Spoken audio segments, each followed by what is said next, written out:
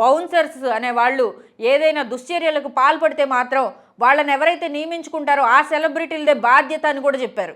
మరి ఈ నేపథ్యంలో అసలు మొన్న జరిగిన సంధ్య థియేటర్ ఇష్యూలో ఆ బౌన్సర్స్ లాగి పారేయడం వల్లే, వీళ్ళు అడ్డగించడం వల్లే క్రౌడ్ని ఇంత తొక్కిసలాటకు కారణమయ్యి ఆ రేవతి అనే మహిళ చనిపోయిందని కూడా ఇవాళ మీడియాలో వస్తూ ఉంది.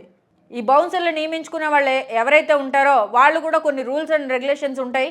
వాళ్ళు కూడా కొన్ని సంస్థలు ఉంటాయంట వీటికి. తెలంగాణ ప్రైవేట్ సెక్యూరిటీ సంస్థ ఏజెన్సీలు ఉన్నాయంట. సో వాటిల్లో అయితే కనుక వీళ్ళు ఎడ్యుకేషన్ క్వాలిఫికేషన్తో పాటు ఒక 1 month ట్రైనింగ్ ఇస్తారంట. వాళ్ళు ఏ రకంగా భద్రత కల్పించాలి వాళ్ళకని, వాళ్ళ పరిధులు ఏంటి, వాళ్ళ నియమ నిబంధనలు ఏంటి అని. ఒకవేళ అలాంటి వాళ్ళ దగ్గర నుంచి కనుక వీళ్ళు ఆ బౌన్సర్ని నియమించుకుంటే సో ఇలాంటి ఇబ్బందులు ఏమీ ఉండవు అని చెప్పి భాస్కర్ రెడ్డి గారు అని చెప్పి దాని చైర్పర్సన్ ఎవరైతే ఉన్నారో ఆయన మాట్లాడారు మీడియాతో కూడా మొన్న మధ్య ఒక 10 days బ్యాక్ ఈ ఇష్యూ జరిగిన తర్వాత.